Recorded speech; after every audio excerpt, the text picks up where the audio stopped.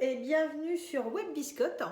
WebBiscotte, c'est le webcast pour travailler sur sa stratégie marketing et faire du marketing dans son salon.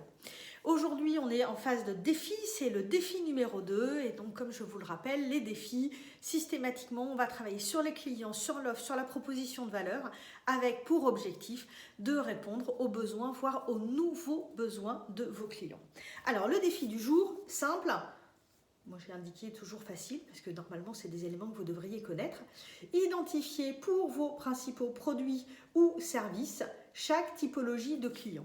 Ça veut dire quoi? Ça veut dire concrètement que logiquement, vous devez avoir segmenté en fait, vos différents clients. Est-ce que vous travaillez plutôt sur du B2B, donc de l'entreprise? Est-ce que vous travaillez plutôt sur du B2C, c'est-à-dire du particulier?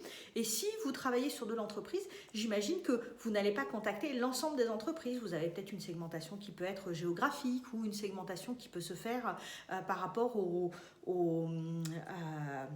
je vais y arriver, par rapport au chiffre d'affaires, par rapport au nombre de collaborateurs, par rapport au code APE. En fait, il y a un certain nombre de segmentations qui peuvent se faire, voire se coupler. Donc, je vais vous demander en fait de travailler sur cette segmentation-là parce que c'est ce qui va nous permettre dans l'avenir d'arriver et d'être de plus en plus précis dans la proposition de valeur sur laquelle on va travailler.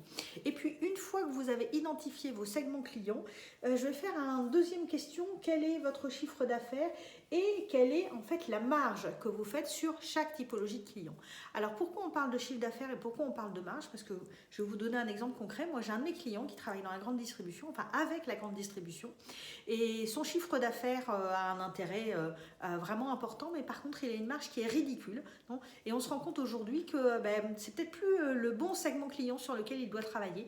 Et il y a d'autres segments qui devraient s'ouvrir à lui avec une bien meilleure rentabilité.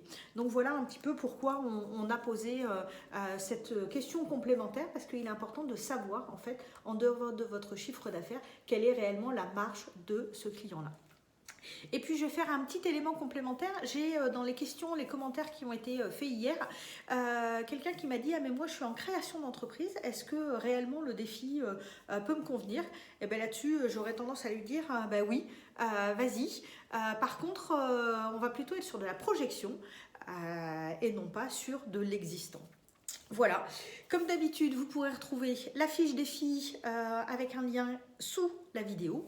Et puis, si vous avez des commentaires, des questions, posez-le directement sur les commentaires ou en message privé. Voilà, et bonne journée pour ce deuxième défi avec WebBiscotte.